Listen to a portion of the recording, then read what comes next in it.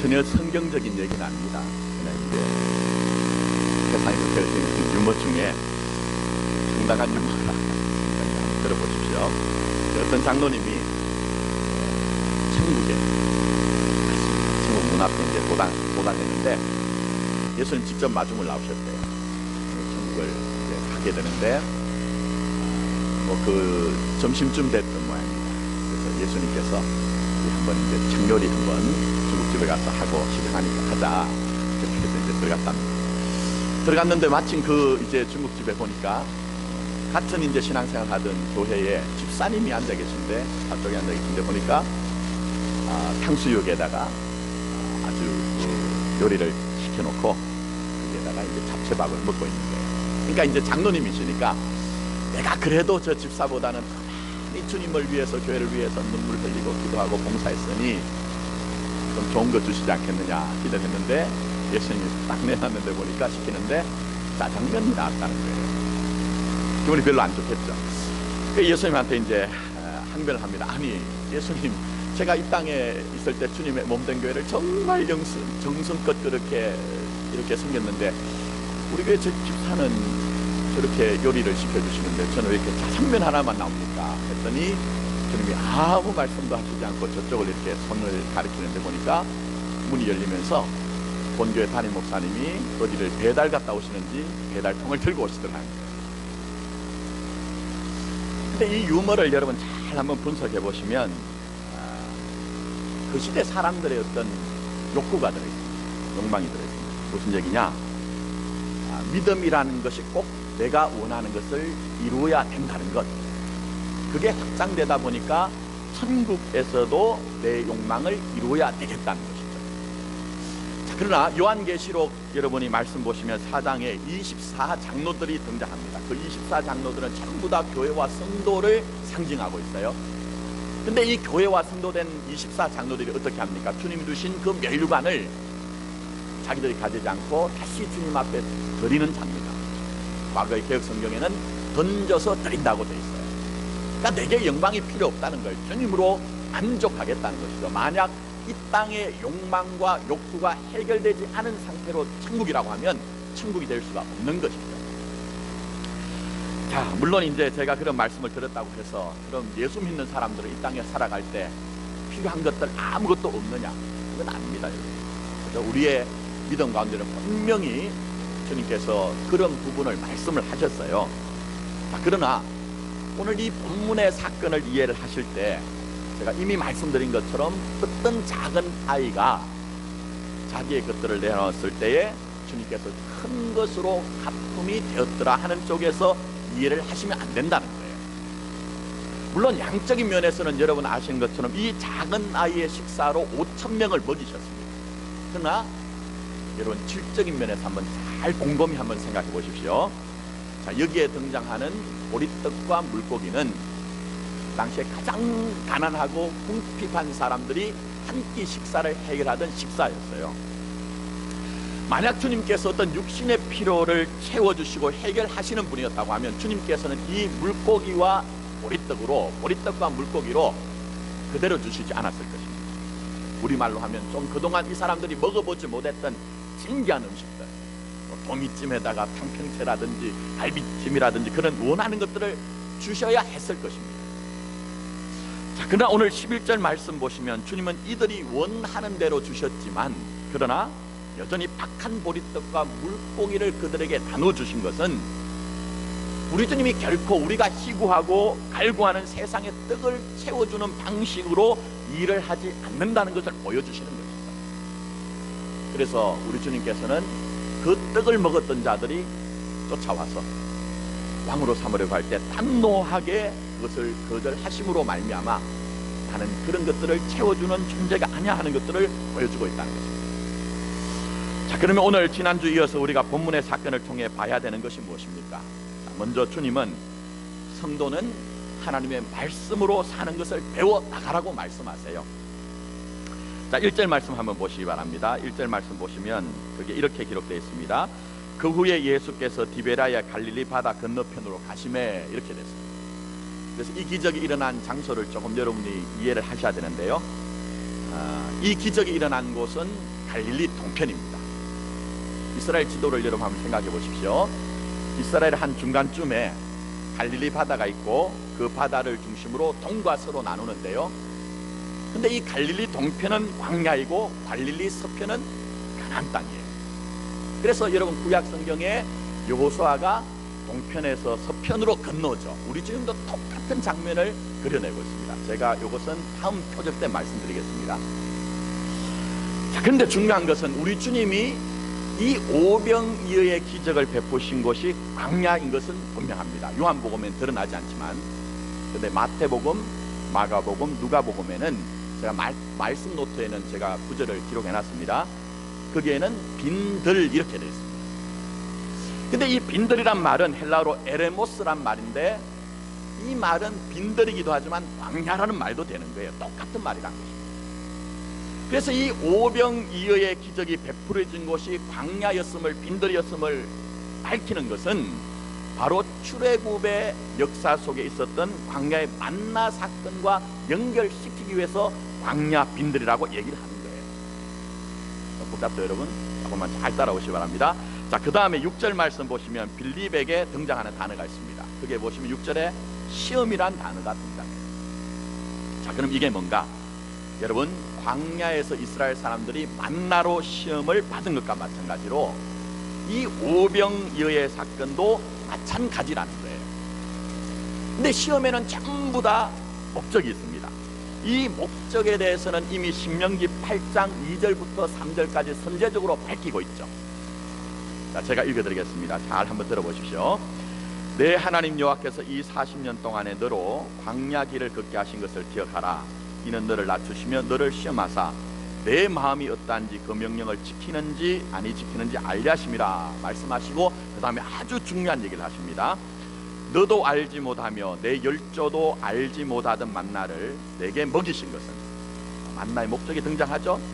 그게 뭐라고 말씀하셨습니까? 저 유명한 사람이 떡으로만 사는 것이 아니요, 어떻게 해요?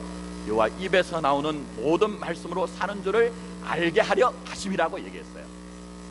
하늘의 문을 열어주시고 만나를 먹인 것은 그 육신의 떡을 먹는 것으로 만족하는 것이 아니라 그 떡을 먹여주심으로 말미암아 하나님의 입에서 나오는 그 말씀으로 사는 존재가 하나님의 백성이요 교회요 성도인 것을 알려주시기 위해서 만나를 주셨다는 거예요. 그렇다면 오늘 여기에 나오는 이 오병이어의 기적, 광야에서 빈들에서 이 기적을 베푸신 목적도 똑같다는 것입니다. 오늘 이 복잡한 세상을 살아가면서 우리 하나님께서는, 우리 주님께서는 교회와 성도는 근본적으로 하나님의 말씀으로 사는 것이 하는 것들을 알려주시기 위해서 우리에게 이 오병이어의 기적을 말씀하고 보여주고 계시다는 거예요. 그러면 우리 성도님들은 세상 살아갈 때 다른 거 필요 없느냐? 물론 우리도 우리의 육의 몸으로 살아가기 때문에 전적인 것은 생존을 위해서 필요한 것들이 많이 있습니다. 돈이나 물질이나 명예나 권세, 뭐 이런 것도 우리가 다 필요하잖아요. 그래서 그런 얘기가 있습니다. 어떤 그 남편이 아침에 출근하라고 굉장히 좀 분주했던 것 같아요. 막 준비를 해서 나가려고 하는데 그 아내가, 내자가 그 바쁜 남편을 붙잡고 여보 오늘 내가 급한 일이 있어요. 여보. 오늘 이런 물건을 내가 사야 되고 이런 물건을 구입해야 되는데 여보 막 계속 얘기를 해요. 그래서 남편이 이제 아주 급했던지 화를 내면서 아이고 구구절절 얘기하지만 돈 없다고 얘기해, 돈만 달라고 얘기해, 그렇게 얘기했다. 우리도 사실은 생존을 위해서 사실은 필요한 것들이 많이 있죠. 그래서 기독교 신앙은요, 여러분, 어떤 영지주의자들처럼 물질은 악하고 영혼은 선하다는 이원론으로 세상을 보지 않습니다. 우리 주님께서 말씀하실 때 오늘의 일용할 양식을 위하여 오늘 구하라고 말씀하셨거든요. 그렇기 때문에 우리가 얼마든지 이 기독교 신앙은 현실적인 부분을 간과하거나 무시하지 않는 것입니다. 그럼에도 불구하고, 정말 그럼에도 불구하고 성도들이 우리의 삶을 통해 알아가는 것이 있습니다. 그것이 무엇입니까? 세상의 떡과 육신의 떡이 우리 인생의 근본적인 문제가 아니라는 거예요. 적어도 우리가 하나님의 구원받은 하나님의 백성이 하나님의 자녀라면 살아가면 살아갈수록 사람이 떡으로만 사는 것이 아니라 하나님의 말씀으로 살아간다는 것을 점점 더 절감하면서 그것을 배워가는 것이 교회와 신자의 인생이라는 것입니다. 그래서 여러분, 교회와 성도는 세상의 떡과 육신의 떡이 필요하다는 것과 세상의 떡과 육신의 떡에 매여 사는 것을 구분할 줄 압니다. 다시 한 번 말씀드립니다. 교회와 성도는 세상의 떡과 육신의 떡이 필요하다는 것과 세상의 떡과 육신의 떡에 매여 사는 것을 구분할 줄 아는 것이 교회와 성도라는 것입니다. 여러분, 세상의 떡과 육신의 떡에 매여 사는 것이 우리에게 어떻게 나타날까? 많은 부분으로 나타날 수 있지만, 예를 들면 평가의 문제입니다. 평가. 내가 내 인생을 평가할 때요, 사람들은 전부 다 어떻게 평가할까? 정말 하나님 앞에서 내 인생의 그 고유한 의미와 가치를 가지고 내 인생을 보느냐, 아니면 세상의 떡과 육신의 떡으로 자신을 평가할까요? 제가 목회를 하면서 점점 절감해가는 것이, 세상의 많은 사람들은 정말 창조주 하나님 앞에서 피조된 자기 인생을 생각하고 그 하나님 앞에서 의미와 가치를 생각하는 것이 아니라 세상의 떡과 육신의 떡으로 자기 자신을 본다는 것입니다. 그래서 많은 경우에 내가 가진 그 세상의 떡이 보잘것없고 형편없고 초라하면요, 부끄러워하고 고통스러워하고 인생 자체도 아무것도 아닌 것으로 그렇게 내가 나를 낙인 찍는 것이죠. 그러나 여러분, 한번 잘 생각해 보십시오. 역으로 그렇게 좋아하는 세상의 떡이 우리에게 주어졌을 때에 정말 우리가 행복하고 만족할까요, 여러분? 구약으로 얘기하면 이스라엘 백성들에게 그들이 가는 길에서 좋아할 만한 부추와 마늘과 고기를 계속 줄 때 그들이 만족하고 행복할 수 있느냐? 제가 볼 땐 그렇지 않아요. 제가 한번 증명해 볼게요. 요즘은 그런 음식점들이 많지는 않더라고요. 한동안 굉장히 전국적으로 성행했던 그런 집, 밥집 비싼 그런 집이 있었습니다. 그게 뭐냐면 보리밥집입니다. 여기도 들어보신 분 계십니까? 한동안 그게 보리밥집이 전국적으로 아주 유행했거든요. 목사이다 보니까 이제 성도들하고 가끔 이제 식사도 하고 교제를 할 기회가 있어서 보리밥집에 가면요, 조금만 연세 드신 분들은 똑같은 얘기를 합니다. 목사님, 보리밥 드셔보셨습니까? 전 보리밥 그렇게 많이 먹어보지 않았거든요. 아니, 그렇게 많이 먹어보지 않았는데, 목사님, 우리 어릴 때 매일 꽁보리밥만 먹었습니다. 여기도 그런 분 계신지 모르겠습니다. 그러면서 그런 얘기예요. 제가 어릴 때는요, 이 꽁보리밥이 보기도 싫었어요. 근데 요즘 왜 이렇게 맛있죠? 왜 이렇게 맛있죠? 이렇게. 여러분, 우리가 한때는 잘 살아보세요, 잘 살아보세요 해서 정말 열심히 살았잖아요. 그래서 어떤 분은 그런 얘기를 하더라고요. 우리가 지금 사는 시대가 조선시대 왕보다 더 많은 것들을 누리고 있어요. 근데 우리가 지금 만족이 됩니까? 여러분, 만족이 돼서 행복하세요, 정말? 우리가 너무 잘 먹다 보니까 그렇게 박하다고 하는 꽁보리밥조차도 이제 맛있다고 하는 것이 인간의 마음인 것이죠. 한 가지만 제가 그렇게 말씀드립니다. 여기 직장생활 하시는 분들 계시죠? 직장생활 하시는 분들에게 소망은, 하나는 월급 오르는 것, 또 하나는 뭘까요? 직급이 오르는 것. 근데 여러분, 내 직급이 올라갈 때 정말 그것이 행복하고 만족한 것이 계속 가더니 하는 거예요. 여기 이제 자녀들 키워보신 분들 많으신데, 아이고, 내 자녀들이, 자식들이 내가 원하는 대학을 툭 들어갔어요. 근데 그게 정말 행복하기 기쁜 것이 얼마 가더냐 하는 거예요. 여러분, 한번 잘 한번 생각해 보세요. 내가 행복하고 기뻐하던 것은 유효 기간이 있죠. 물론 각자가 다르지만요, 잘 한번 보시면 그렇게 만족하던 것도요, 또 다른 불만족이 등장을 할 때까지만 내가 만족한 거예요. 잘 한번 생각해 보세요. 내가 그렇게 발딱발딱 뛰면서 이게 이루어지니까 이렇게 행복해요, 만족해요, 나는 더 이상 아무것도 나는 요구할 것이 없어요. 하지만 또 다른 불만족이 우리에게 등장을 하면 그것이 얼마 가지 않더라는 거예요, 여러분. 그것이 바로 인간의 본성이라는 거죠. 그래서 인간이란 존재는 이 세상에서 절대로 세상의 뜻과 육신의 뜻을 가지고 만족할 수 없는 것이 인간이란 존재인 것입니다. 그래서 여러분, 왜 그럴까? 파스칼은 이런 얘기를 합니다. 인간의 가슴엔 다만 하나님만이 채울 수 있는 하나님의 공백이 있다, 공간이 있다고 얘기해요. 비슷한 얘기를 어거스틴도 하는데, 어거스틴은 이렇게 기도합니다. 오 주여, 우리 마음이 당신 안에서 쉬기까지는 우리에게 진정한 휴식이 없나이다. 이렇게 얘기하고, 이 두 사람이 얘기하는 게 뭘까요? 곰곰이 한번 생각해 보십시오.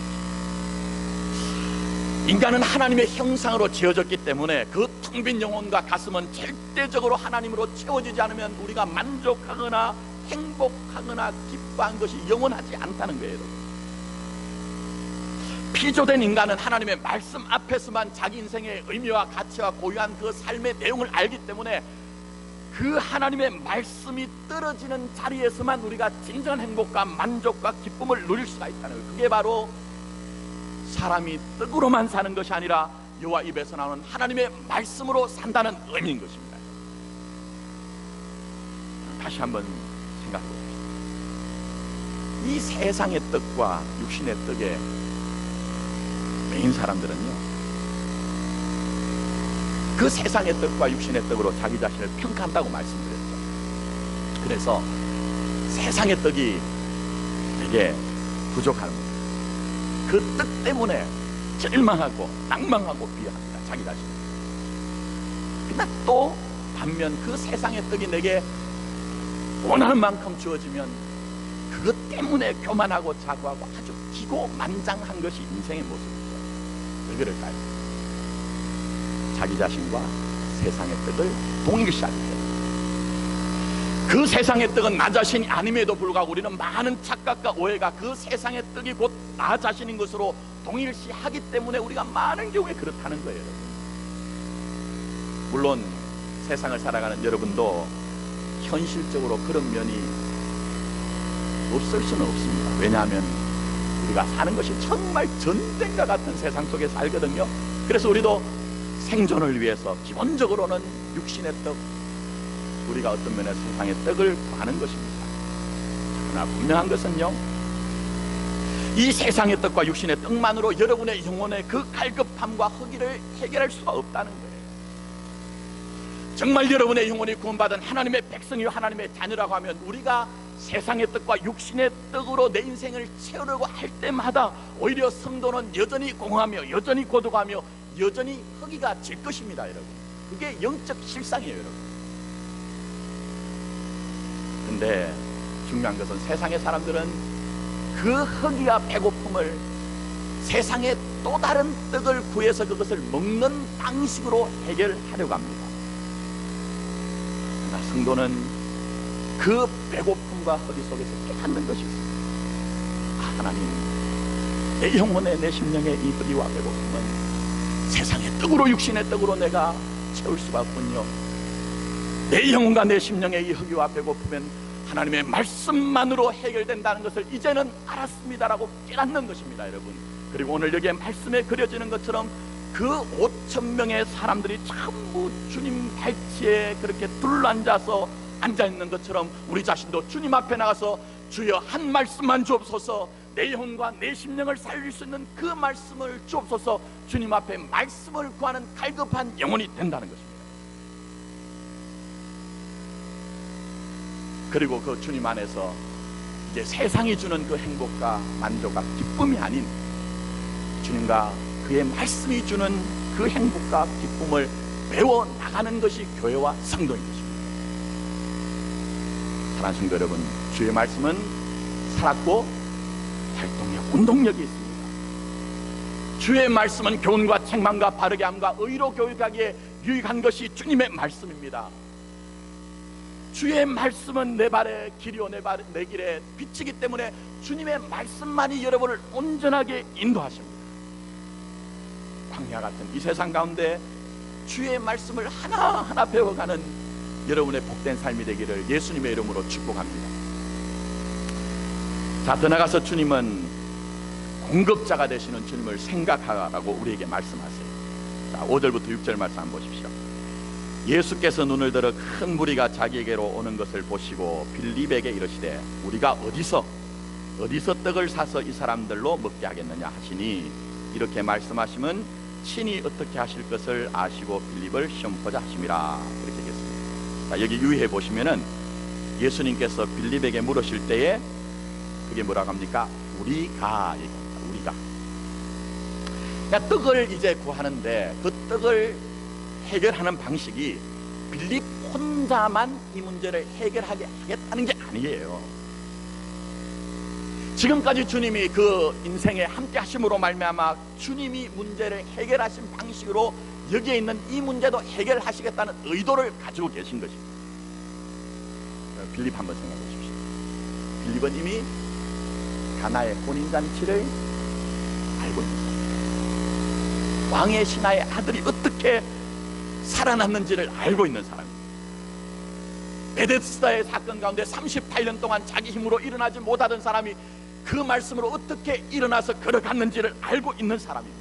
그야말로 이 모든 표적의 주체는 주님이라는 것을 알고 있는데 이 문제에 있어서는 문제만 바라보지 그 문제를 해결하시는 주님을 생각하거나 그 문제를 해결하시는 주님을 전혀 고려하지 않고 어떻게라는 방법만을 생각하고 있다는 것입니다. 여러분, 이 빌립의 모습이 빌립의 모습만 그런 모습일까요? 사실은 오늘 우리의 자신의 모습입니다. 우리 인생에 때때로는 여러 가지 문제가 생기잖아요. 그러면 정말 주님이 커 보이던가요? 아니면 그 문제가 커 보이던가요?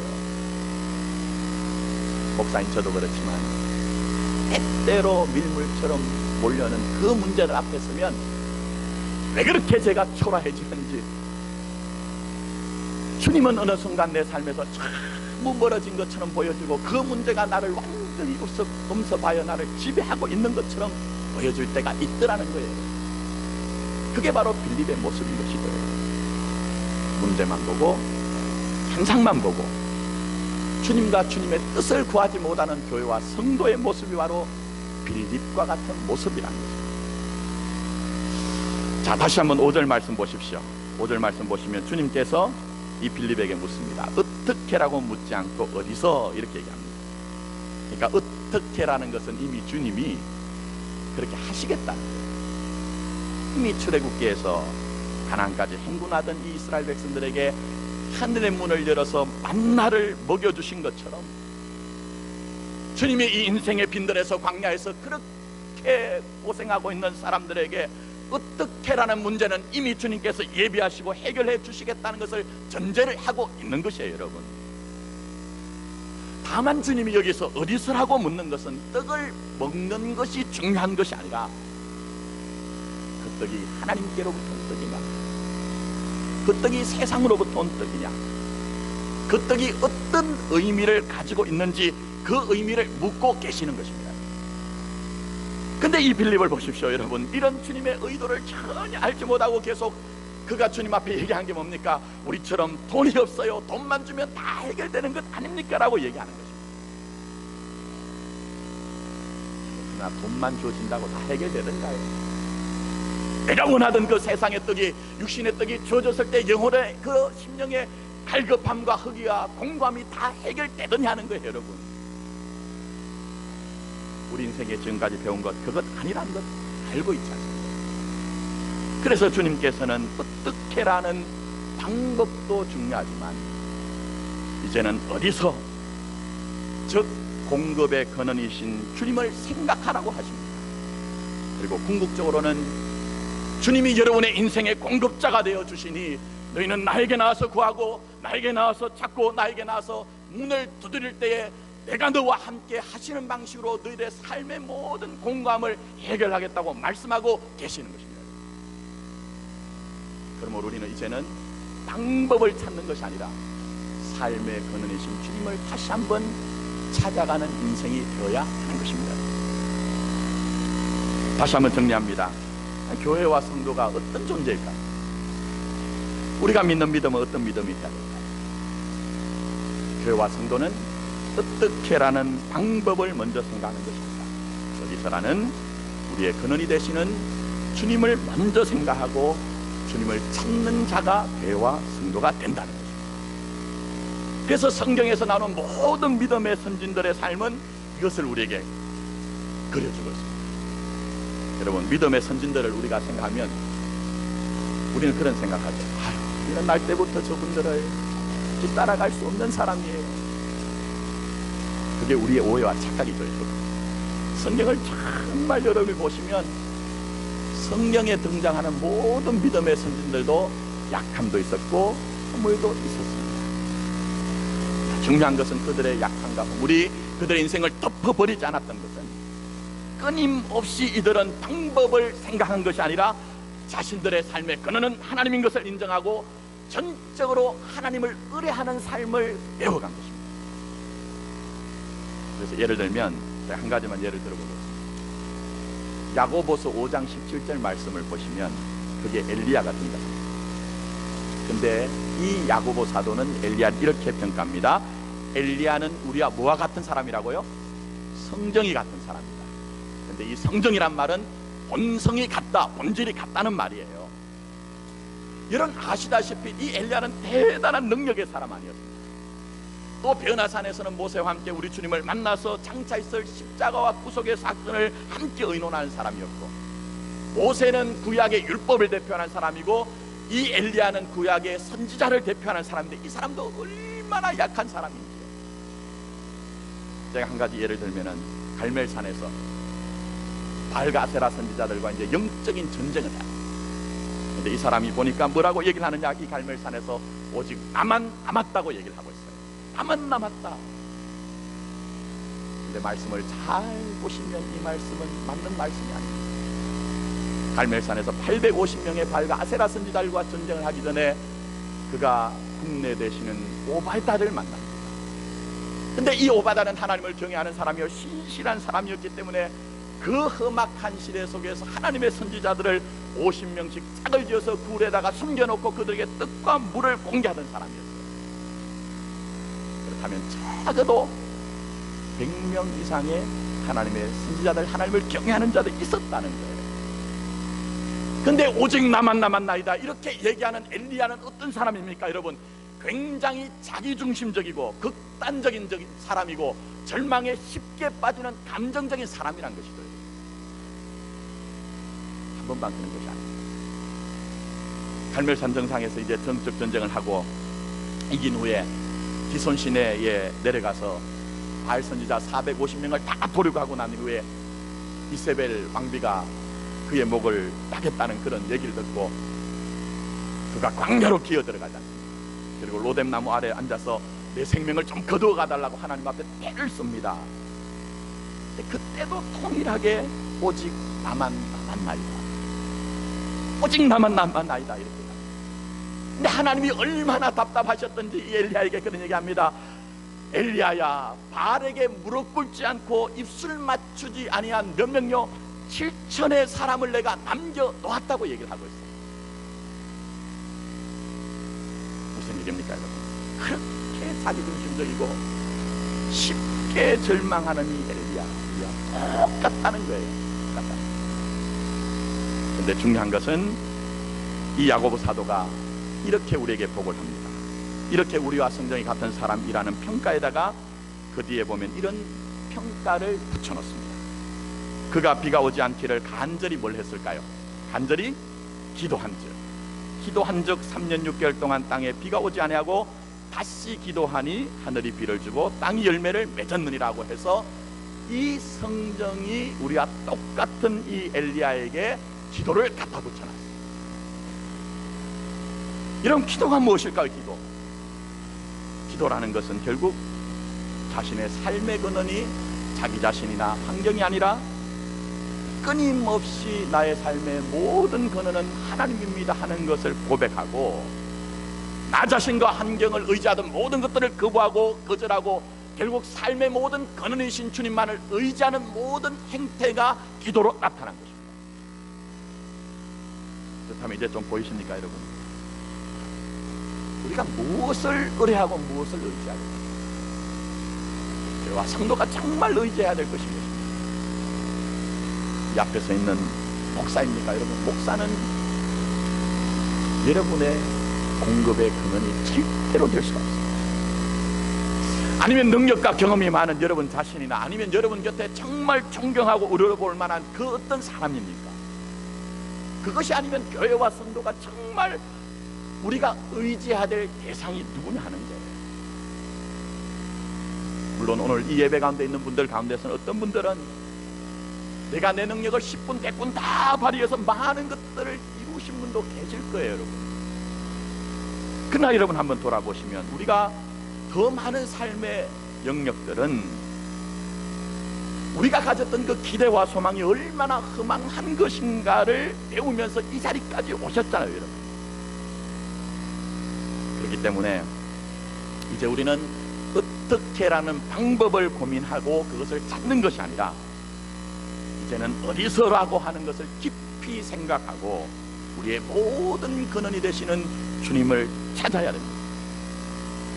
그리고 주여 영생의 말씀이 주께 있사오니 우리가 누구에게 가오리까라는 고백처럼 주님을 떠나서는 아무것도 할 수 없다는 사실을 인식하고 주님과 함께하는 삶이 되어야 하는 것입니다. 이제 말씀을 맺습니다. 이 광야라는 말이 참 의미가 있습니다. 빈들이란 말이요, 히브리어로는 미드바르라는 말이에요. 근데 이 미드바르란 말이 어디서 나왔느냐 하면은, 제가 수요일날 성경 공부를 할 때 말씀드렸습니다만 사바르라는 말씀에서 파생된 말입니다. 자, 그러면 우리가 여기서 알 수 있는 것이 하나 있습니다. 아주 역설적이게도 광야에서 빈들에서 그곳에서 하나님의 말씀이 더 잘 들린다는 것입니다. 오늘 이 예배 가운데 있는 많은 분들 가운데 여전히 인생의 광야와 빈들 가운데 서 계신 분도 계실 것입니다. 우리 공동체가 많은 것을 해결하면서 지금 지나가고 있지만, 그러나 여전히 우리의 내적으로는 우리 교회와 공동체 가운데는 여전히 광야와 빈들이 있을 것입니다.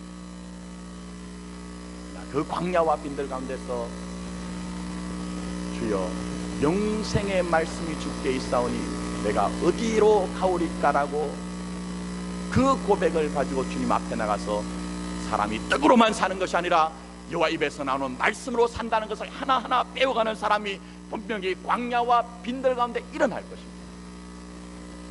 왜냐하면 광야와 빈들은 지금까지 내가 가지고 있던 내 경험과 내 지식과 내 능력으로 산다고 생각했던 모든 가치체계가 다 무너지고 부서지는 곳이기 때문인 것입니다. 그러므로 다시 한번 말씀드립니다. 이제는 어떻게라고 하는 그러한 방법을 찾는 것이 아니라 이제는 어디서라고 하는 그 근원적인 것을 생각하시고 오직 우리의 모든 공급자가 되시는 주님을 만나서 우리 남전 인생을 걸어가는 그 길 한 걸음 한 걸음이 주님을 배워가고 우리에게 필요한 것들을 구하게 하시고 찾게 하시고 두드리게 하심으로 구하게 하시고 찾게 하시고 열어주시는 주님의 은혜가 우리 교회와 여러분에게 있기를 예수님의 이름으로 축복합니다. 아멘. 기도드리도록 하겠습니다.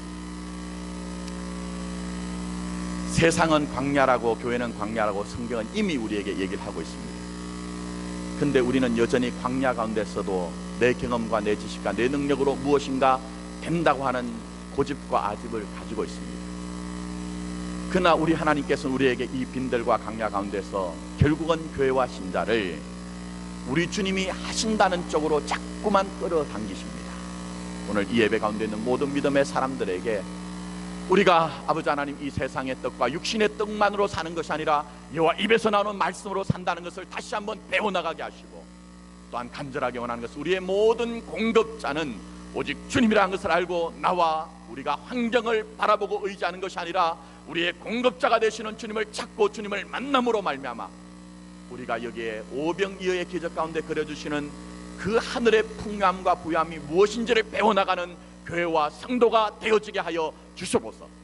이 모든 말씀 예수님의 이름으로 기도드립니다. 아멘.